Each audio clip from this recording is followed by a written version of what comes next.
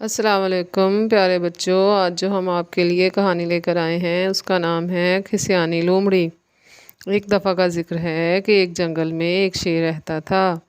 شیر بہت ہی رعب کے ساتھ حکومت کرتا تھا۔ جنگل کے جانور اس سے تنگ بھی تھے لیکن اس کے شکر گزار بھی تھے کہ جنگل میں امن سکون تھا۔ لیکن جب شیر اونچی آواز میں دہاڑتا تو سارے جانور اس سے ڈر کر اپنی جان بچانے کے لیے ادھر ادھر چھپ جاتے۔ شیر کو دیکھ کر بہت اچھا لگتا کہ سارے جانور اس کے کتنے فرما بردار ہیں، لیکن زیادہ خوف زدہ ہونے کی وجہ سے شیر دل میں کچھ نادم بھی ہوتا کہ یہ کچھ صحیح نہیں ہے کہ میری وجہ سے سب جانور ڈر جاتے ہیں۔ ایک لومڑی شیر کی اس حکومت کے سخت خلاف تھی اور اس کو شیر کا رعب بالکل بھی پسند نہیں تھا۔ وہ شیر سے سخت نفرت کرتی تھی اور سوچتی کہ ایسا کیا کیا جائے کہ جس سے شیر کی طرح سارے جانور مجھ سے بھی ڈرے اور میں ان پر حکومت کروں۔ لیکن اس کی سمجھ میں کچھ نہیں آ رہا تھا کہ وہ ایسا کیا کام کرے۔ آخر ایک دن سوچتے سوچتے وہ ایک دن بازار کی طرف نکل آئی۔ اس نے دیکھا کہ ایک لوہار جب کوئی چیز گرم کرتا ہے تو اس کے داغ بن جاتے ہیں۔ وہ فوراً لوہار کے پاس گئی اور اس سے کہا کہ بھائی میرے جسم پر بھی شیر کی طرح کا ڈیزائن بنا دو۔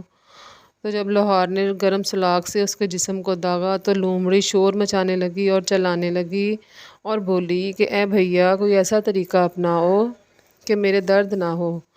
تو لوہار نے کہا کہ تم کسی رنگ والے کے پاس چلی جاؤ، وہ تمہارے شیر والا ڈیزائن بنا دے گا۔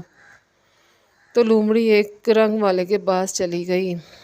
رنگ والے نے اس کے جسم پر رنگ سے شیر جیسی دھاریاں بنا دیں تو وہ بہت خوش ہوئی اور خوشی خوشی وہ شیر کی آواز بھی نکالنے لگی، اور جب وہ جنگل میں پہنچی تو شیر کی طرح آواز نکالنے لگی۔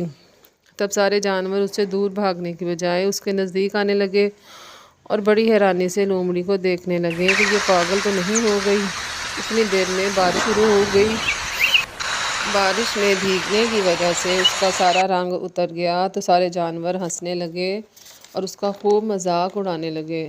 تب لومڑی بڑی شرمندہ ہوئی کہ یہ اس نے کیا غلطی کر لی ہے کہ اپنا مذاق خود ہی بنوایا اور دوسرے جانوروں کو خود پر ہنسنے اور باتیں کرنے کا موقع بھی دیا۔